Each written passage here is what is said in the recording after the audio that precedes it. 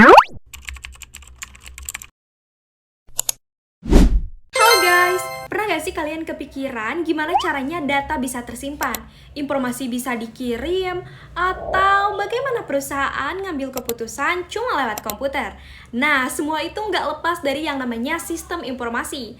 Di video ini, kita bakal sama-sama menjelajahi dunia sistem informasi, mulai dari sejarahnya, bagaimana komputer dan komunikasi bekerja, sampai peran penting seorang manajer dalam menggunakan sistem informasi untuk mengambil keputusan yang lebih baik. Yuk kita mulai perjalanan ini dari awal sejarahnya. Sejarah sistem informasi. Sistem informasi ternyata bukan hal yang baru loh. Perkembangannya sudah dimulai sejak abad ke-19. Jauh sebelum komputer modern ditemukan. Pada tahun 1801, ada mesin yang bernama Jacquard Lom, yaitu mesin tenun yang dikendalikan dengan kartu berlubang. Kartu ini jadi cikal bakal pemrosesan data otomatis. Bisa dibilang ini nenek moyang komputer. Pada tahun 1890, seorang ilmuwan yang bernama Herman Hollerith membuat mesin tabulasi untuk membantu sensus di Amerika Serikat. Alat ini bisa membaca data dari kartu berlubang dengan cepat. Dan dari sinilah berdiri perusahaan bernama yang kita kenal sampai sekarang, yaitu IBM. Masuk ke tahun 1940-an muncul ENIAC, yaitu komputer elektronik pertama yang digunakan untuk menghitung kebutuhan militer. Ukurannya mungkin segede ruangan ini dan butuh banyak daya listrik. Tapi ini jadi tonggak awal lahirnya komputer modern. Pada tahun 1960-an, komputer makin berkembang dengan munculnya mainframe komputer seperti IBM System 360 yang bisa memproses data skala besar. Lalu di tahun 1970 sampai dengan 1980-an muncul komputer pribadi seperti Apple II dan IBM PC. Dari sinilah orang mulai mengenal komputer di rumah dan di kantor. Nggak berhenti sampai di situ loh.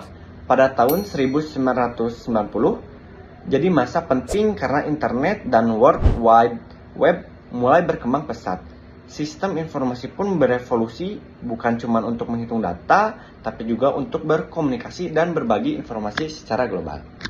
Nah, sekarang kita sudah sampai di era cloud computing atau artificial intelligence atau yang bisa disebut AI dan big data, di mana semua sistem saling terhubung dan bisa diakses kapanpun dan dimanapun.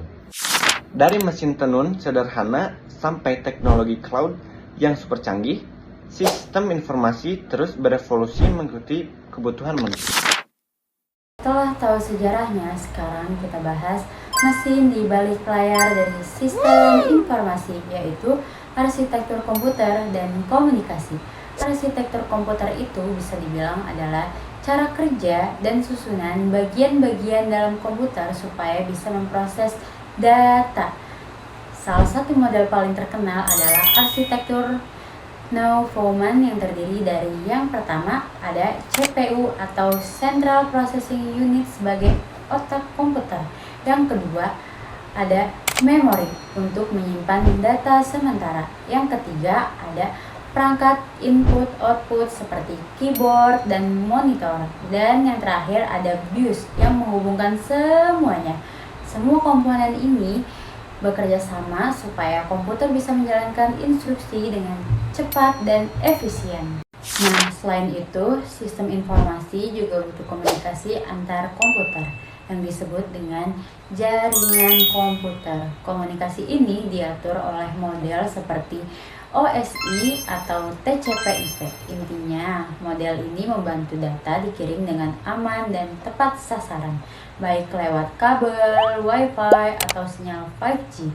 Misalnya, saat kamu buka website, data dikirim dari server ke perangkatmu lewat lapisan-lapisan jaringan seperti HTTP, DNS, dan IP address. Semua itu bekerja dalam hitungan detik. Sekarang banyak perusahaan nggak lagi bergantung pada server fisik, tapi beralih ke cloud computing seperti Google Cloud atau Amazon Web Service. Dengan teknologi ini, data bisa disimpan dan diakses kapanpun tanpa harus punya server sendiri, lebih hemat, cepat, dan fleksibel. Jadi, arsitektur komputer dan komunikasi adalah Fondasi yang bikin sistem informasi bisa berjalan lancar di seluruh dunia. Kalau tadi kita bahas mesin, sekarang kita bahas manusianya, yaitu manajer. Manajer punya peran penting banget dalam sistem informasi. Mereka bukan cuma pengguna biasa, tetapi juga pengambil keputusan yang harus bisa membaca data dan menentukan strategi dengan informasi yang tersedia. Contohnya seperti perusahaan logistik. Manajer bisa menggunakan sistem ERP seperti ASP untuk memantau stok secara real time. Dengan sistem itu, mereka bisa tahu kapan harus restock, bagaimana menghemat biaya, dan gimana caranya barang sampai ke pelanggan tepat waktu. Selain itu, manajer juga harus memastikan sistem informasi aman dan etis. Artinya, mereka harus menjaga agar data perusahaan tidak bocor, tidak disalahgunakan, dan tidak bias dalam pengambilan keputusan. Di era digital sekarang, muncul juga posisi seperti CIO atau Chief Information Officer, yaitu manajer yang memimpin transformasi digital di perusahaan. Mereka mendorong penerapan teknologi terbaru seperti AI, Big Data Analytics, dan Cloud Computing untuk meningkatkan efisiensi kerja. Tanpa manajer yang paham informasi, perusahaan akan sulit bersaing di dunia teknologi yang terus berubah. Nah, sekarang coba bayangin, kalau di dunia ini nggak punya sistem informasi, perusahaan pasti bakal sulit ngambil keputusan cepat, komunikasi bakal lambat, dan data bakal berantakan. Tapi untungnya, berkat perkembangan sistem informasi, kita bisa hidup di era yang serba terhubung dan serba cepat seperti sekarang.